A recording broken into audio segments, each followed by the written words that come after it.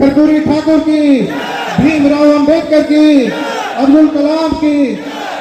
धन्यवाद। आप लोगों का यही ताकत और आप लोगों का यही प्यार और आप लोगों का यही साथ और आप लोगों का यही समर्थन मुझे इस लड़ाई में ताकत देने का काम करती है। हमें अपनी हिस्सेदारी की लड़ाई लड़ना है तो हमें सम्राट अशोक और जगदेव बाबू दोनों के पद चिन्हों पे चलने की जरूरत है। साथियों, एक सवाल बरसों से मेरे सीने में दबी है और मेरी आत्मा मुझसे सवाल करती है कि क्या हमारे समाज को वो हक और हिस्सेदारी मिली जिसके हम हकदार थे। साथियों, तो आज का मंच सिर्फ एक राजनीतिक मंच नहीं है, यह एक क्रांति की शुरुआत है। ये हुंकार है उस समाज की जिसकी आवाज को सदियों से दबाई गई, मिटाई गई, फिर भी आज इस पाटलिपुत्र की भूमि पे खड़ा हुआ है। और इस मंच पर उपस्थित हमारे सम्मानीय अतिथियों और हमारे क्रांतिकारी साथियों और इस आज के ऐतिहासिक हक की हुंकार रैली में शिरकत करने आए हमारे माता पिता सम्मान, हमारे बुजुर्गों और हमारे प्यारे भाइयों और बहनों, मैं आप सभी को अपने दिल से इस्तकबाल करता हूं, आप लोग का स्वागत करता हूं, आप लोगों का अभिनंदन करता हूं। साथियों, आप लोगों ने मुझ पर, इस आंदोलन पर और मेरी आवाज पर भरोसा किया, इसके लिए मैं आप सभी को दिल से शुक्रिया अदा करता हूं। और आज की ये जो सभा है महज एक सभा नहीं है, एक जन आंदोलन की शुरुआत। कर्पूरी ठाकुर की, भीमराव अंबेडकर की, अब्दुल कलाम की। धन्यवाद। आप लोगों का यही ताकत और आप लोगों का यही प्यार और आप लोगों का यही साथ और आप लोगों का यही समर्थन मुझे इस लड़ाई में ताकत देने का काम करती है।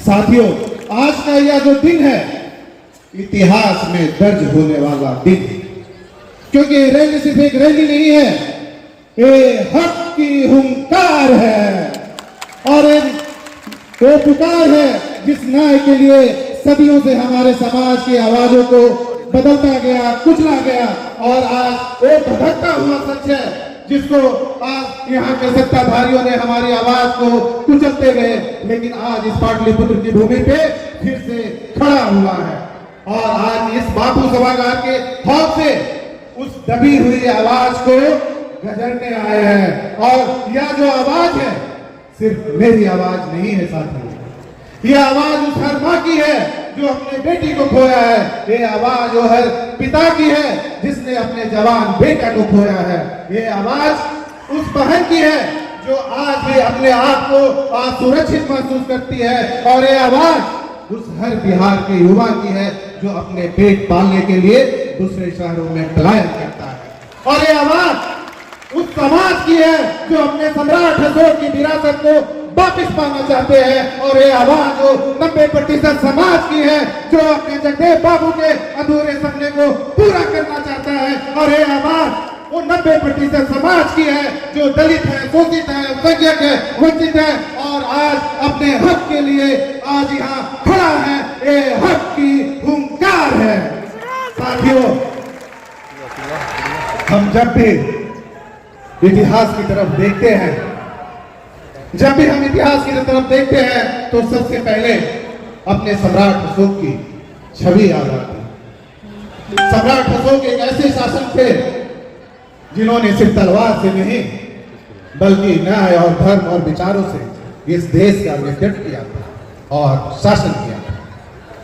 सम्राट अशोक अपनी पूरी जिंदगी लोगों के लिए समर्पित किया, करुणा के लिए, सेवा के लिए, धर्म के लिए और हमारे जगदेव बाबू की सच्ची श्रद्धांजलि तभी होगी जब हम उनके पद चिन्हों पर चलने का काम करेंगे, क्योंकि उन्होंने ही हम लोगों को हक की परिभाषा सिखाई थी। और अगर हमें सत्ता में आना है और हमें अपनी हिस्सेदारी की लड़ाई लड़ना है तो हमें सम्राट अशोक और जगदेव बाबू दोनों के पद चिन्हों पे चलने की जरूरत है। साथियों, एक सवाल बरसों से मेरे सीने में दबी है और मेरी आत्मा मुझसे सवाल करती है कि क्या हमारे समाज को वो हक और हिस्सेदारी मिली जिसके हम हकदार थे। साथियों, तो इसका जवाब आप सभी को पता है। हमने सबको सत्ता में बैठाने का काम किया, हमारे हाथों ने सबके सपने को आकार दिया, लेकिन यहाँ के सत्ताधारियों हमेशा हमें विकास से दूर रखने का काम किया। चुनाव आए, वादे हुए, वादा किया गया तुम्हें तुम्हारा हिस्सेदारी मिलेगा, लेकिन चुनाव आए और उनके वादे टूटे। ना तो हमें सत्ता में भागीदारी मिली और ना ही तो राजनीति में इतनी हिस्सेदारी मिली। हमने सबको सत्ता में बैठाने का काम किया, लेकिन बदले में हमें सिर्फ और सिर्फ उपेक्षा मिली। साथियों, हमने सबके लिए अपना बलिदान दिया, खून दिया, समर्थन दिया, अपना वोट दिया, लेकिन उसके बदले में हमारे समाज के भाइयों की हत्या की गई, हमारे समाज की आवाजों को कुचला गया। अब बस, अब और नहीं, अब कुचवाहा समाज ना गूंगा रहेगा, ना गूंगी राजनीति में बोरा बनेगा। साथियों, मैं निशिकांत सिन्हा, आपका बेटा, आपका भाई, आपका दोस्त, आपका सिपाही, मैं कोई नेता बनने नहीं आया। मैं सिर्फ और सिर्फ आपकी आवाज बनने आया हूं, आपका सम्मान बनने आया हूं, आपका प्रतिकार बनने आया हूं। और साथियों, मैं यहाँ कोई राजनीति समझौता करने नहीं आया, मैं यहाँ कोई राजनीति समझौता करने नहीं आया हूं। मैं आपके हक और हिस्सेदारी की लड़ाई लड़ने आया हूं, आपका सम्मान को दिलाने आया हूं। और मैं आप लोगों को वादा करता हूं कि जहां न्याय होगा, निशिकांत वहां आवाज बनकर खड़ा रहेगा, और जहां अत्याचार होगा, निशिकांत वहां तलवार बनेगा, और जहां समाज को पीछे छोड़ा जाएगा, निशिकांत वहां बदलाव बनेगा, और जहां समाज को दरकिनार किया जाएगा, निशिकांत वहां ढाल बनेगा, और जहां आपका सम्मान छीना जाएगा, निशिकांत वहां प्रतिकार बनेगा। साथियों, अब हम सिर्फ जातीय गणना तक नहीं सीमित रहेंगे, हम अब मुख्य नीति निर्धारक बनेंगे, और हम अब सिर्फ सहयोगी नहीं, अब हम नेतृत्व करेंगे, और हम सिर्फ अब भाषणों में नहीं, अब हम भी संसद और सरकार में दिखेंगे। अब हमारी एकता को कोई तोड़ नहीं सकता, और अब हमारे समाज को कोई रोक नहीं सकता। अब हम इतिहास देखने का इंतजार नहीं करेंगे, अब हम इतिहास रचने का इंतजार करेंगे। और आपका बेटा, आपका भाई, आपका सिपाही आप लोगों से वादा करता है, और मैं एक संकल्प लेता हूं कि मैं अपने समाज के लिए, मैं अपनी शक्ति, मैं अपना नेतृत्व और मैं अपना भविष्य इस समाज को देने के लिए अपना जिस्म का, खून का एक एक कतरा इस समाज को समर्पित करता हूं, समर्पित करता हूं। साथियों,